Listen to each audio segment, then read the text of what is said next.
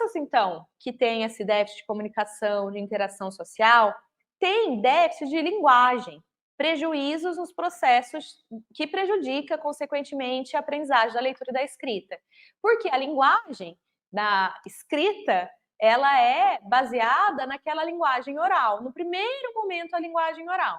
A gente precisa passar da linguagem oral para a linguagem textual, mas os conhecimentos da linguagem oral é extremamente importante. Lembra que eu mostrei o modelo da visão simples, aquele conhecimento de compreensão da linguagem, o modelo de cordas, que também tem a área da compreensão da linguagem. Então, a linguagem oral, obviamente, a linguagem oral afeta a linguagem textual, certo? Então, a gente precisa ter exercícios, atividades e condução na alfabetização que fortaleça essa área da linguagem. Amanhã, na aula de amanhã, eu vou mostrar exemplos, tá?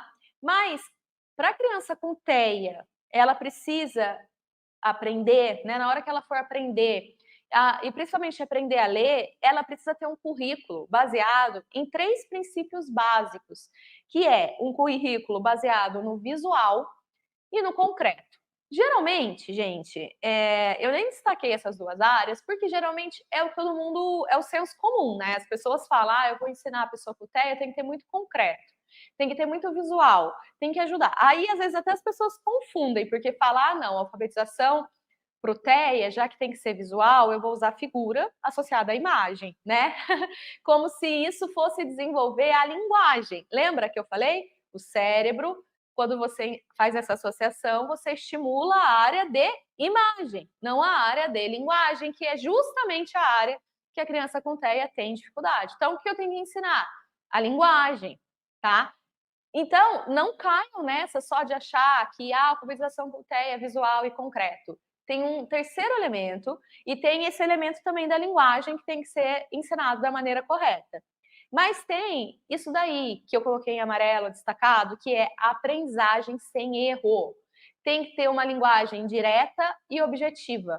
Ou seja, a linguagem, gente, ela não pode ser assim, o que você acha que está escrito? Ou, como você acha que escreve isso? Ou, escreve do seu jeitinho. Não, por favor, não façam isso com essas crianças. Seja direta, seja objetiva, seja explícita e sistemática.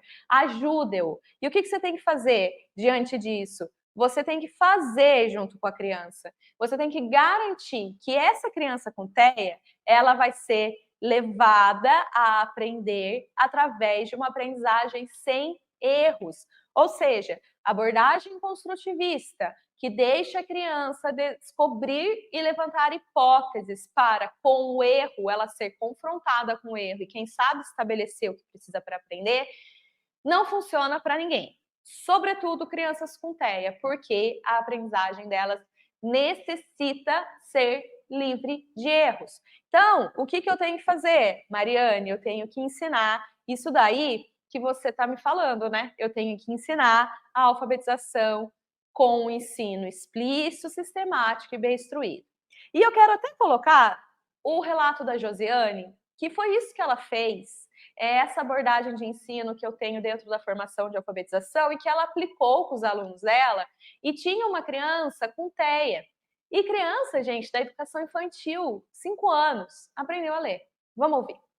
Meu nome é Josiane, eu sou formada desde 2014, trabalho nesse colégio há 3 anos. Atualmente trabalho com uma turminha que lá em Infantil 3 seria 5 a 6 anos. No ano passado eu tinha 11 alunos, mas eu tinha uma turma com algumas questões, eu tinha alunos com TEA e aí eu precisava dar conta também dessas crianças, né? Quando eu entrei lá no colégio, já trabalhava com método fônico, mas não tinha um ensino sistemático. Eu não sabia como fazer. E aí comecei a procurar. E achei a sua página no Instagram. E aí, a partir do momento que eu comecei a, de fato, saber o que fazer, aí foi, assim, um divisor para minha turma mesmo. Foi onde eu comecei a ver os resultados com eles. Eu apresentava a atividade num grupo maior. Então, assim, pegava ali uma turminha maior, apresentava essa atividade para eles e depois eu desmembrava. Ia pegando pequenos grupos, né? 3 crianças, 4 crianças, de acordo com a dificuldade deles. E eu escutei, Mari, assim, dos pais, né? Teve uma mãe que falou para mim assim, olha, eu não acreditava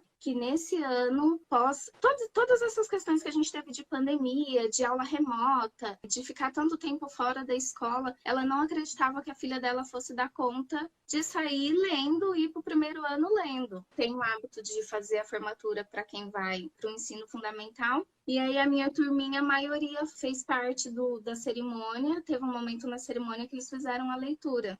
E aí foi muito legal. E quando a gente pensou em colocá-lo para ler ali na formatura, foi aquela expectativa. Pelas questões que ele tinha, né? Um ambiente novo, muita gente, todos os estímulos que tinham no ambiente, enfim. Foi assim, emocionante vê-lo ler lá, muito legal. Eu me sinto mais preparada. Peguei de novo a mesma idade e o curso foi fundamental para que eu tivesse toda essa segurança.